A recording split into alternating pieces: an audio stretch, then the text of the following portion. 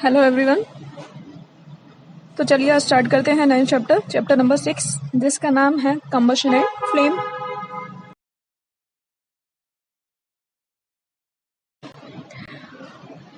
तो चैप्टर की first term है हमारी कंबस्टिबल सब्सटेंसेस। कंबस्टिबल सब्सटेंसेस कौन से होते हैं? The substances which burn in air to produce heat and light are called combustible substances. ऐसे सब्सटेंस जिनको अगर हम एयर के प्रेजेंस में बर्न करें, जलाएं, तो उनमें से क्या प्रोड्यूस होती है? आपकी हीट एंड लाइट। उनको क्या बोलेंगे आप लोग? Combustible substances. अब डेली लाइफ में बहुत सारे एग्जांपल हैं इसके, जैसे आपका वुड हो गया, लकड़ी को आप जलाते हो तो उसमें से काफ़ी सारी हीट निकलती है इन फॉर्म ऑफ रेडिएशंस और धुआं भी निकलता है, ठीक है। और जब वुड को बर्न करते हो तो क्या है? लाइट भी प्रोड्यूस होती है। सेम आपने मोस्ट कॉमन एग्जांपल है, डेली यूज़ करते हो, घर में किचन है, किचन में जो गैस यूज़ करते हो आप लोग खाना बनाने के लिए, तो वो भी एक तरह से वो जो गैस है, सिलेंडर में जो आपकी गैस भरी होती है वो कौन सी गैस होती है? LPG gas, liquefied petroleum gas. तो एलपीजी भी क्या है? जब आप उसको बर्न करोगे विद लाइटर और विद मैच स्टिक तो क्या देती है? आपकी हीट प्रोड्यूस करती है एंड लाइट प्रोड्यूस करती है। ऐसी आपकी सीएनजी है, केरोसिन ऑयल है, मिट्टी का तेल, पेट्रोल, कोल, कोयला, डीजल, ये सब क्या है? आपके कंबस्टिबल सब्सटेंसेस के कुछ कुछ एग्जाम्पल हैं।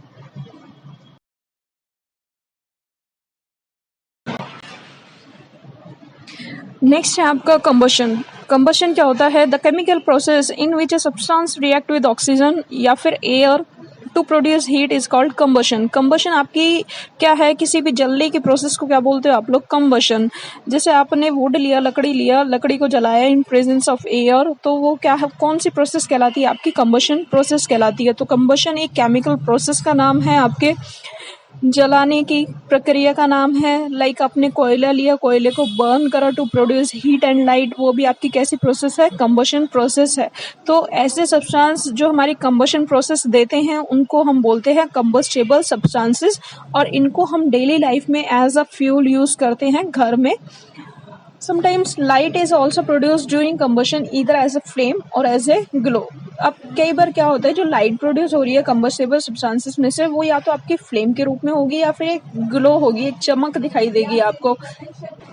जैसे आपने कैंडल को बर्न करा, अब कैंडल को बर्न करा तो कैंडल में से क्या निकलती है? आपकी फ्लेम निकलती है, कैंडल फ्लेम।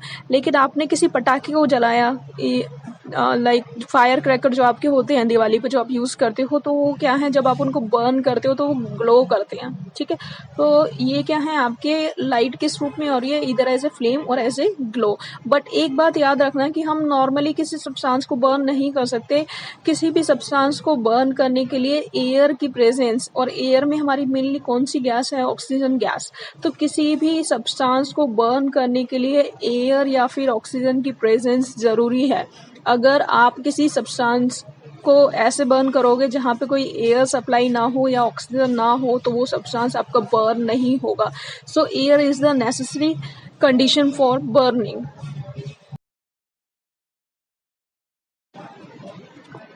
नेक्स्ट टर्म है आपका इग्निशन टेम्परेचर। इग्निशन टेम्परेचर क्या है? अच्छा देखिए, कई चीज़ें आपकी, कुछ सब्सटेंसेस आपके ऐसे होते हैं जो आपके बहुत इजीली फायर कैच कर लेते हैं, और कुछ सब्सटेंस ऐसे होते हैं जो आपके इजीली फायर कैच नहीं कर पाते। ऐसा क्यों? क्योंकि हर एक सब्सटेंस का अपना एक पर्टिकुलर टेम्परेचर होता है या अपनी एक पर्टिकुलर हीट चाहिए होती है उस सब्सटेंस को बर्न करने के लिए। तो अगर आप उससे less amount of heat supply करोगे तो वो बर्न नहीं होगा। तो जो मिनिमम टेम्परेचर आपको चाहिए किसी भी सब्सटेंस को बर्न करने के लिए, जिससे क्या है वो फायर कैच कर सके इजीली, उस मिनिमम टेम्परेचर को बोलते हैं इग्निशन टेम्परेचर। और ये डिफरेंट सब्सटेंसेस का डिफरेंट होता है। अब मैंने बताया कि कोई भी सब्सटेंस आपका फायर कैच नहीं करेगा। कब तक वो सब्सटेंस बर्न नहीं करेगा? जब तक जितनी जो रिक्वायरमेंट है हीट की, जितना टेम्परेचर रिक्वायर है उसको बर्न करने के लिए, तब तक आप उतना टेम्परेचर सप्लाई नहीं करोगे, तब तक वो बर्न नहीं होगा। Example, the ignition temperature of kerosene is less than the ignition temperature of would. जो आपका इग्निशन टेम्परेचर है कैरोसिन का, मिट्टी का तेल का, वो आपका कम होता है as compare to the wood. तो इसलिए आपने देखा होगा कि कैरोसिन ऑयल क्या है, फटाफट से इजीली फायर कैच कर लेता है, जल्दी से फायर कैच कर लेता है, जबकि वुड को बर्न करने के लिए क्या है, आपको ज़्यादा अमाउंट ऑफ हीट या ज़्यादा टेम्परेचर सप्लाई करना पड़ता है। तो the substances which have very low ignition temperature and can easily catch fire with a flame are called inflammable substances। तो ऐसे substances जिनका ignition temperature बहुत कम है, मतलब बहुत लो टेम्परेचर पे ही आपका क्या है फायर कैच कर लेंगे, जैसे मैंने अभी बताया कैरोसिन, तो ऐसे substances को क्या बोलते हैं, inflammable substances। इनके आपके एग्जाम्पल हैं कुछ कुछ, जैसे पेट्रोल हो गया, alcohol, LPG, CNG etcetera.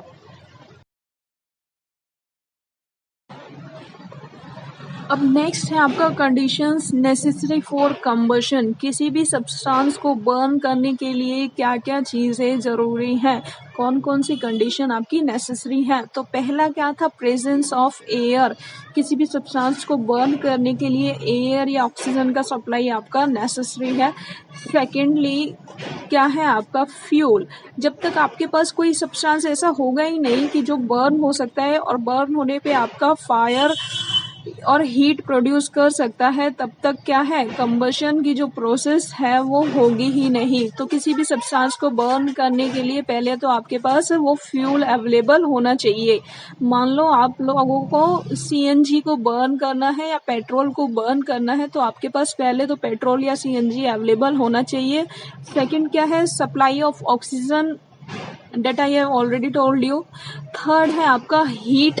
Heat मतलब आप देखोगे कि क्या लकड़ी आपकी रखे रखे आपने बाहर लकड़ी को रख दिया और वो क्या है अपने आप क्या जल जाती है, नहीं। जब तक आप उसको हीट प्रोवाइड नहीं करोगे, और हीट आप कैसे प्रोवाइड करोगे, with a match stick, with a candle, ठीक है, इन सब सोर्सेज से जब तक आप हीट प्रोवाइड नहीं करोगे तब तक वो जो फ्यूल है वो आपका बर्न नहीं होगा।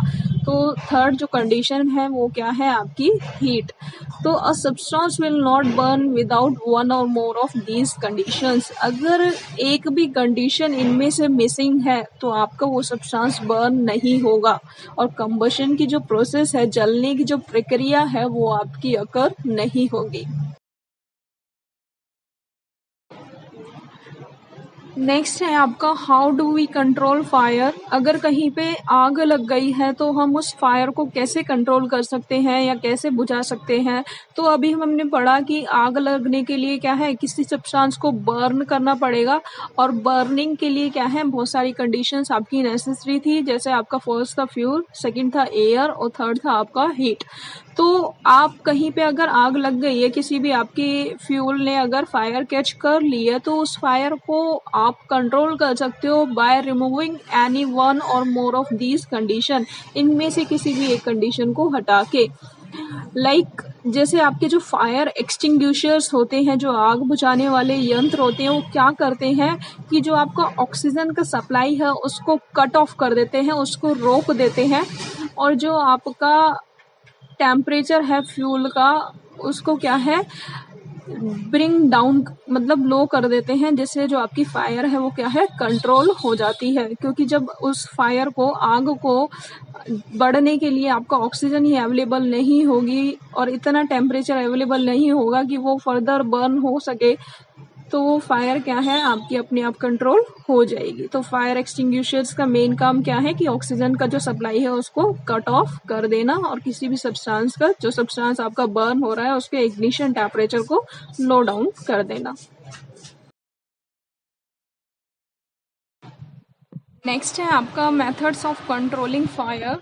पहला है बाय यूजिंग वाटर। तो सबने देखा है, ऑब्जर्व भी किया है कि कहीं पे भी अगर आग लग जाती है तो सबसे पहले उस आग को कंट्रोल करने के लिए क्या है, पानी, वाटर डाला जाता है। तो वाटर क्या है, एक मोस्ट कॉमन फायर एक्सटिंग्विशर है। फायर एक्सटिंग्विशर मतलब क्या होता है, आपका आग बुझाने वाला यंत्र।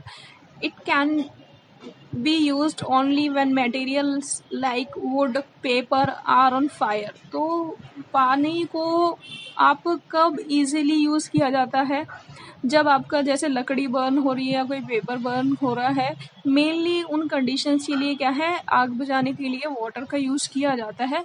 Water can not be use if electrical equipments are on fire. मान लो बिजली के तारों में आग लग गई है, ठीक है, तो वहाँ आग को बुझाने के लिए आप पानी का यूज़ नहीं कर सकते। क्यों? क्योंकि जो पानी है, वाटर है, वो क्या है, आपका गुड कंडक्टर है, किसका, इलेक्ट्रिसिटी का। तो अगर कोई भी पर्सन अगर बिजली के तारों में आग बुझाने के लिए पानी का यूज़ कर रहा है, तो वो पानी क्या करेगा, इलेक्ट्रिसिटी उस बिजली को कंडक्ट करेगा और वो बिजली आपकी बॉडी में फ्लो होगी, जिससे क्या है, आप लोगों को हार्म पहुंच सकता है and may cause even death. तो water cannot be used to put out oil and petrol fire because they float on water and continue to burn. Same आपका अगर कहीं ऑयल या पेट्रोल है आपका और उसने फायर कैच कर लिया है, तब भी आप वाटर का यूज नहीं कर सकते, क्योंकि ऑयल है या पेट्रोल है वो क्या है, वाटर के ऊपर क्या है, तैरते रहते हैं और कंटिन्यूअसली बर्न होते रहते हैं। तो वाटर का मेनली यूज कब किया जाता है, किस टाइप की फायर को बुझाने के लिए यूज किया जा सकता है, जैसे वुड और पेपर। नेक्स्ट है आपका बाय यूजिंग कार्बन डाइऑक्साइड। अभी आपका मेन है क्या, carbon dioxide is the best fire extinguisher to put out fire caused by the inflammable materials like oil and petrol and electrical equipment. अब बात आती है कि ऑयल, पेट्रोल या इलेक्ट्रिकल इक्विपमेंट्स वगैरह जो हैं आपके, अगर उनमें आग लग जाए और उस आग को आपको बुझाना है, तो आप किसका यूज़ करोगे, पानी का यूज़ नहीं करोगे। तो यहाँ पे आप कौन सी गैस का यूज़ कर सकते हो, कार्बन डाइऑक्साइड गैस का यूज़ कर सकते हो। ऐसा क्यों होता है, क्योंकि carbon dioxide is heavier than air and covers the fire and cut off the supply of oxygen and puts out the fire. Carbon dioxide क्या है, आपकी एयर में कौन सी gas, oxygen gas. Oxygen gas से क्या है, वो हैवियर है, भारी है, तो वो फायर को क्या है, कवर कर लेती है, चारों तरफ से घेर लेती है। और चारों तरफ से घेरने के बाद क्या होता है कि जो ऑक्सीजन का सप्लाई है या एयर का जो सप्लाई है वो रुक जाता है, जिससे जो सब्सटेंस है वो क्या है, और वो सब्सटेंस क्या है, आपका बर्न होना बंद कर देता है। Carbon dioxide is stored at high pressure as liquid in cylinders. Carbon dioxide gas को क्या है, आपका हाई प्रेशर पे सिलेंडर्स में स्टोर करके रखा जाता है, किस फॉर्म में, in the liquid form. Chemicals like sodium bicarbonate, जिसको आप बेकिंग सोडा बोलते हो, घर में यूज़ किया जाता है। Potassium bicarbonate produce carbon dioxide near the fire. ऐसे सब्सटेंस भी क्या है, आपके कार्बन डाइऑक्साइड गैस को प्रोड्यूस कर सकते हैं। तो मेनली जो आपके फायर एक्सटिंग्विशर्स होते हैं, उनमें भी आपकी कौन सी गैस फिल होती है, कार्बन डाइऑक्साइड गैस फिल होती है। तो जैसे ही आप उसको स्प्रे करते हो तो वो स्प्रे करने के बाद कार्बन डाइऑक्साइड गैस आग को चारों तरफ से घेर लेती है और ऑक्सीजन का जो सप्लाई है वो क्या है, बंद हो जाता है, रुक जाता है, जिसकी वजह से जो फायर है वो आपकी कंट्रोल हो जाती है।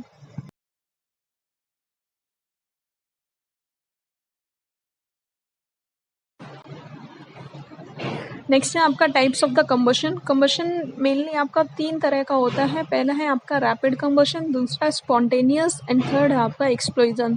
तो पहली टर्म को डिस्कस करते हैं, रैपिड कंबशन। रैपिड का मतलब होता है बहुत फास्ट और बहुत ईजिली। तो ऐसा सब्सटेंस या ऐसा कंबशन प्रोसेस जिसमें आपको जो सब्सटेंस है वो क्या है, इट बर्न्स रैपिडली, बहुत जल्दी से बहुत तेजी से बर्न हो जाता है। और बर्न होने के बाद क्या है, it produces heat and light. Heat और लाइट को वो प्रोड्यूस करेगा, उसको आप लोग क्या बोलोगे, रैपिड कंबशन। अब इसका मेन पॉइंट है कि इसमें किसी भी जो आपका कंबस्टिबल सब्सटेंस है, जो आपको जिस सब्सटेंस को आप बर्न कर रहे हो, मान लो आप एलपीजी को बर्न कर रहे हो, तो एलपीजी क्या है, बर्न करने के लिए आपको किसी एक्सटर्नल सोर्स ऑफ हीट की ज़रूरत पड़ती है। मतलब एलपीजी को बर्न करने के लिए, जैसे मैंने बोला कि एलपीजी मेनली आपकी कहाँ यूज़ होती है, जो आपके सिलेंडर्स, घर में जो गैस के सिलेंडर्स यूज़ करते हो किचन में, तो उनमें मेनली आपकी कौन सी गैस फिल होती है, एलपीजी गैस फिल होती है। तो अब क्या, सिलेंडर आपने ऑन किया, गैस आपने ऑन करी और अपने आप फायर लग जाती है, नहीं। आप क्या है उस गैस को क्या है मैच स्टिक से या लाइटर से क्या है बर्न करते हो, मतलब आप एक एक्सटर्नल सोर्स ऑफ हीट दे रहे हो उसको in the form of match stick और द लाइटर। उसके बाद एलपीजी आपकी बर्न होती है और बहुत बहुत जल्दी से। जैसे आपने एक मैच स्टिक लगाई तो बहुत तेजी से इजीली फायर कैच कर लेती है, तो वो क्या है आपका रैपिड कंबशन। सेकंड है आपका स्पॉन्टेनियस कंबशन। स्पॉन्टेनियस मतलब जिसका स्वभाव ही है क्या बर्न करना, स्वाभाविक रूप से बर्न होना। तो ऐसा सब्सटेंस जो स्पॉन्टेनियसली बर्न होता है और उसके बाद हीट एंड लाइट प्रोड्यूस करेगा, उसको आप क्या बोलोगे, स्पॉन्टेनियस कंबशन। तो ऐसे सब्सटेंसेस को बर्न करने के लिए जो आपका स्पॉन्टेनियस कंबशन है देते हैं, उनके लिए क्या है मेन पॉइंट है कि आपको किसी एक्सटर्नल सोर्स ऑफ लाइट या एक्सटर्नल सोर्स ऑफ हीट की ज़रूरत नहीं पड़ती। मतलब इनको बर्न करने के लिए आपको किसी भी मैच स्टिक, किसी भी लाइटर या किसी भी कैंडल वगैरह की ज़रूरत नहीं पड़ती। ये अपने आप ही बर्न हो जाते हैं इवन रूम टेम्परेचर पे रखे रखे। जैसे आपका मेन है आपका फॉस्फोरस। फॉस्फोरस आपका एक ऐसा एलिमेंट है जिसको आप अगर रूम टेम्परेचर पर रख दोगे ओपन में, तो वो क्या है अपने आप फायर कैच कर लेगा, आपको किसी मैच स्टिक की ज़रूरत नहीं पड़ेगी उसको बर्न करने के लिए। नेक्स्ट है आपका एक्सप्लोजन। एक्सप्लोजन का मतलब होता है विस्फोट। तो एक्सप्लोजन एक ऐसा कंबशन है जिसमें जो आपका सब्सटेंस है वो सडनली बर्न होगा और बर्न करने के बाद हीट, लाइट और साउंड भी प्रोड्यूस करेगा। जैसे आप एग्जांपल दे सकते हो इसमें फायर क्रैकर्स, जो आप लोग पटाखे यूज करते हो दिवाली पे। पटाखों को जैसे आपने आग लगाई मैच स्टिक से, आपने उसको क्या है बर्न करा, तो बर्निंग के बाद क्या है हीट भी प्रोड्यूस करते हैं, लाइट भी प्रोड्यूस करते हैं और साथ में साउंड भी प्रोड्यूस करते हैं। तो इनको क्या बोलते हैं आप लोग, एक्सप्लोजन कंबशन।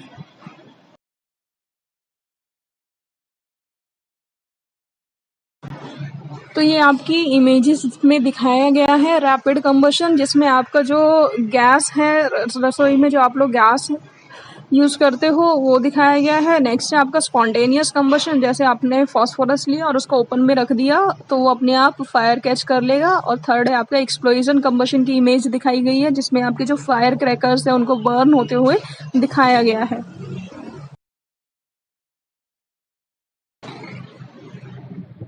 नेक्स्ट है आपका फ्लेम। अब फ्लेम सबने देखी हुई है, कैंडल फ्लेम भी सबने देखी है। तो flame is a zone of the combustion of A combustible substance. Flame क्या है, जो आपका कंबस्टिबल सब्सटेंस है उसका ही एक कंबशन वाला जोन है, एक पार्ट है। तो the substances which vaporise during burning produces flame. ऐसे सब्सटेंस जो आपके वेपर्स में कन्वर्ट होते हैं ड्यूरिंग बर्निंग, वो आपकी फ्लेम प्रोड्यूस करते हैं। जैसे आपका कैरोसिन हो गया, वैक्स हो गया, वैक्स मतलब आपका कैंडल हो गया, मोमबत्ती हो गई। और ऐसे सब्सटेंस जो आपके वेपराइज नहीं होते ड्यूरिंग द बर्निंग, वो आपके फ्लेम प्रोड्यूस नहीं करते। जैसे आपका कोल, चारकोल इसके एग्जाम्पल है। तो इमेजेस में आपका दिखाया भी गया है कैरोसिन और वैक्स क्या है आपके फ्लेम प्रोड्यूस कर रहे हैं, और कोल और चारकोल आपके फ्लेम प्रोड्यूस नहीं करते। नेक्स्ट, ये आपको स्ट्रक्चर ऑफ कैंडल फ्लेम बनाना है, ड्रॉ करना है, और ये आपका एनसीईआरटी का क्वेश्चन मिलेगा इसकी बेसिस पे, बुक में देखना। तो इसमें क्या है कैंडल फ्लेम का स्ट्रक्चर ड्रॉ किया गया है और कैंडल फ्लेम के आपके 3 जोन दिखाए गए हैं डिफरेंट डिफरेंट।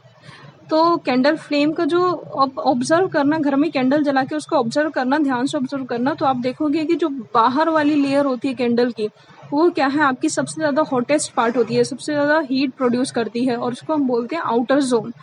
नेक्स्ट, जो आपके इनसाइड बीच वाली जो पार्ट होती है वो कैसा होता है, आपका बीच वाला जो जोन होता है वो कैसा होता है, मॉडरेटली हॉट होता है, और वो मिडल जोन होता है। नेक्स्ट, जो आपका अंदर वाला पार्ट है, जो इनर जोन है, वो आपकी कैसी है, सबसे कम हॉट होती है और वो ब्लैक कलर की दिखेगी आपको। तो ये है आपका कैंडल फ्लेम। 3 पार्ट है इसके, outer zone, middle zone and inner. Next है आपका structure of the candle flame. तो अभी लास्ट जो डायग्राम दिया गया था कैंडल फ्लेम का, उसमें आपने देखा था कि जो कैंडल की फ्लेम है उसके मेनली 3 जोन होते हैं, outer zone, middle zone and inner zone. In the outer zone, complete combustion of the fuel take place and the color of the flame is blue and is the hottest part of the flame. तो जो आपका outer flame है उसमें क्या है, fuel का आपका complete combustion होगा। सेकेंडली, जब आप उसको ध्यान से ऑब्जर्व करोगे कैंडल की फ्लेम को, तो जब सबसे बाहर वाला पार्ट है उसको ध्यान से ऑब्जर्व करना, वो कैसे रंग का दिखाई देगा आपको, ब्लू रंग का दिखाई देगा, और सबसे ज़्यादा हॉटेस्ट पार्ट होगा। नेक्स्ट है in the middle zone partial combustion of the fuel takes place. मतलब क्या है कि जो फ्यूल है आपका वो क्या है कुछ हद तक बर्न करेगा और कुछ हद तक बर्न नहीं करेगा। जो आपका मिडल में जब आप उसको ऑब्जर्व करोगे तो मिडल में आप कैंडल फ्लेम का जो कलर देखोगे वो कैसी कलर की होगी, आपकी येलो कलर की होगी and is the moderately hot part of the flame. मतलब इतना ज्यादा हॉट नहीं होगा, हॉट तो होगा बट ज्यादा हॉट नहीं होगा। It is the luminous part of the flame. और लास्ट होता है आपका इनर जोन। इनर जोन में आपका अनबर्न्ड वेपर्स रहते हैं फ्यूल के, जो आपके ऐसे वेपर्स फ्यूल के जो आपके बर्न नहीं होते and the colour is black. सबसे इनर वाले पार्ट को देखना कैंडल फ्लेम के, तो वो कैसा दिखाई देगा आपको, ब्लैक कलर का दिखाई देगा और सबसे ज्यादा लीस्ट हॉट पार्ट है। सबसे ज्यादा जो कम हॉट होगा वो कौन सा होगा, आपका इनर जोन होगा।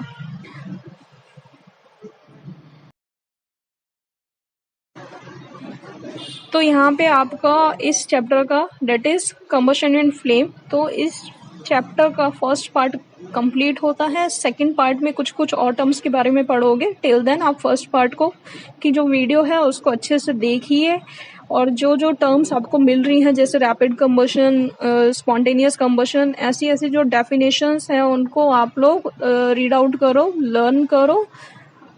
Thank you.